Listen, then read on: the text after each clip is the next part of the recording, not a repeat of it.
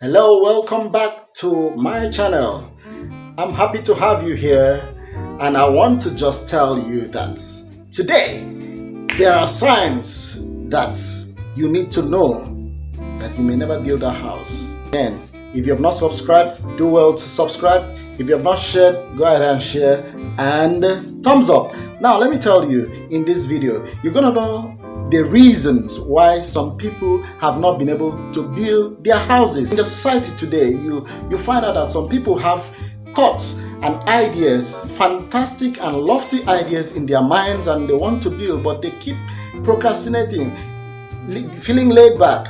Sometimes you feel it's money. It's not really money. Watch out, what might make you not to build and how you can overcome them. Alright, so you go ahead and watch this video till the very end so that you know how you can overcome those things that might make you not to ever build or to complete your building. Number one, people do not accomplish their building project because their minds are not fixated on it. Whatever comes to be must come from within. Just like that building that you want to build, if you have not seen it from within, you immerse yourself in it, your thoughts is all around it, you will not be able to do it. Remember, it's not about money. The money answers to your mind. Everything around you answers to your mind. So it is from within you that you're going to get that house to be. So fix your mind in it. If you cannot fix it more, that's the main reason why you need to consult that creative mind that will put it in your mind. Another issue that surrounds the issue of laid backness from people not building is not knowing who to get to when they want to build. They've had this idea, fantastic and lofty in their minds, but they just don't know who to approach. For instance, a client once said, all the houses I've been building, I do not know anybody apart from that man that builds for me.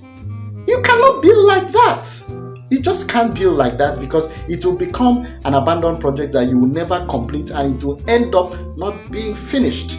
So you need to know the person that you go to when you want to build. And that person is no other person than the architect. You get the point? So when you get to meet with the architect, you need to open up your mind and tell the architect what you want to achieve.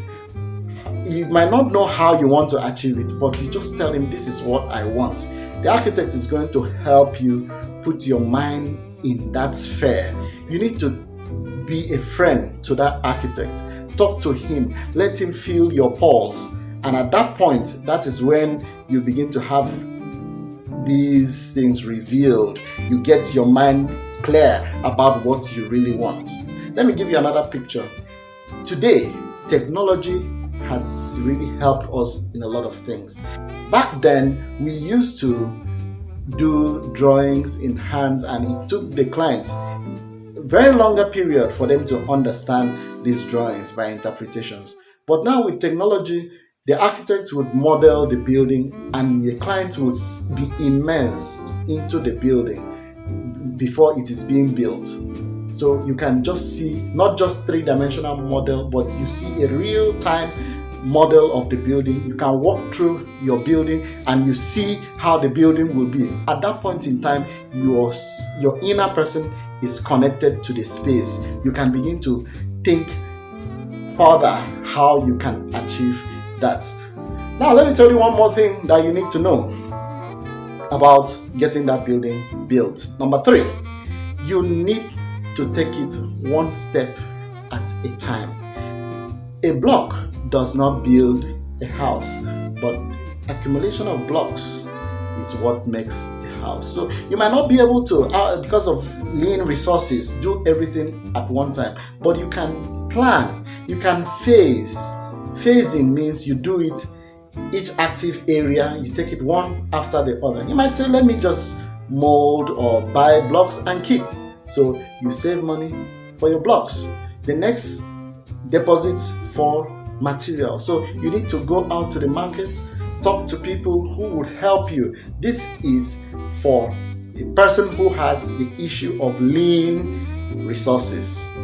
Number 4, people end up not finishing their buildings because at some point they must have had a wrong or a bitter experience with the people who they entrusted their resources into their hands to build for them. That is, if you have gone into the hands of quacks, they begin to give you something that is not clear for you because you were hasty to do it. This takes us back to the issue of planning. It is very critical that before you start to build any house, you take time to plan. That's why I said in my first point that you need to have that idea in your mind, then consult the architect. It is at the point where you consult the architect, then mentioned now is planning. You need to take your time to plan this process. It might take a longer time to plan. Planning actually takes a longer time than execution. So it might take you years, a year or two to plan, even more to plan. But make sure you plan and you understand these processes. Planning is not done by quacks. Building plannings are done by architects. Architects, I re-emphasize, architects. It is not a builder, it's not an engineer, it's not a surveyor, it is the architect. So don't get me wrong, every other person has his role right in the industry, but the architect would help you in the planning so that you have clarity of purpose.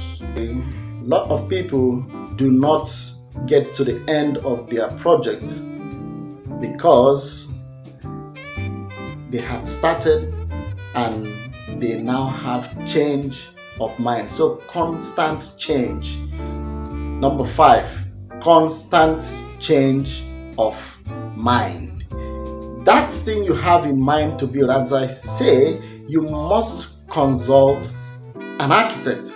The architect will help you do a feasibility study for you to know what's the viability of this project. When you do not have that clarity of viability of the project, you keep changing your mind. Every project is viable if you think it through to the end. So you need to have clarity of what you want to do, and when you start, you don't change.